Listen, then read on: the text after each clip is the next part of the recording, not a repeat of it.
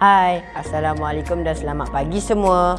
Hari ini, kita akan menunjukkan bagaimana proses penyediaan dan edaran makanan semasa rehat sesi pagi di sekolah ini.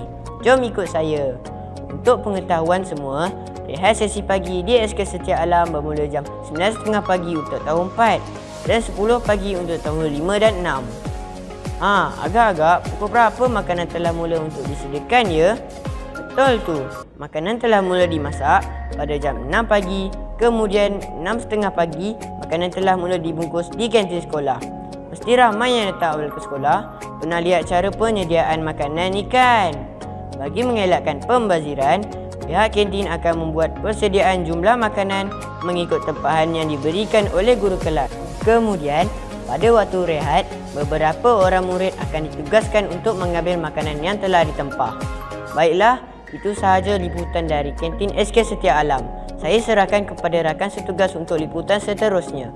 Haris Lufi melaporkan daripada Andromeda Channel SKSA. Hai, Assalamualaikum dan selamat pagi semua.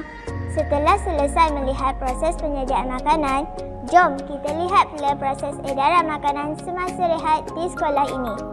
Guru akan meminta beberapa orang murid untuk mengambil makanan yang telah ditempah mengikut waktu rehat masing-masing.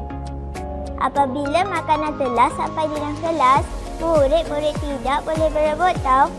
Hal ini demikian kerana guru akan memanggil nama setiap murid yang telah menempah makanan mengikut barisan.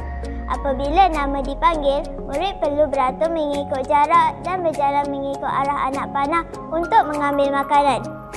Mengapa kita perlu berjalan mengikut arah anak panah? Hal ini demikian untuk mengelakkan pertemuan di antara murid-murid sewaktu mengambil makanan. Kawan-kawan mesti nak tahu apakah peraturan sewaktu rehat kan? Peraturan yang pertama, murid digalakkan menggunakan sudu yang telah disediakan oleh pihak kantin bagi murid yang telah menempah makanan.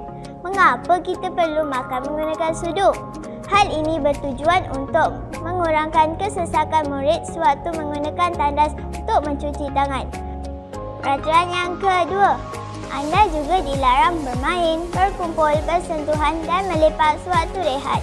Peraturan yang ketiga, anda juga dilarang berkongsi makanan atau minuman dengan murid yang lain. Peraturan yang keempat, anda dilarang membuang sisa makanan atau menyelitkan plastik sampah dalam laci meja. Peraturan yang kelima, buanglah sampah ke dalam tong sampah dan pastikan tong sampah sentiasa ditutup. Peraturan yang keenam, sentiasalah mendengar arahan guru dari semasa ke semasa. Baiklah, itu sahaja liputan sewaktu rehat di SK Setia Alam. Sekian daripada saya, Nelly Hanan melaporkan bagi TV PSS SKSA.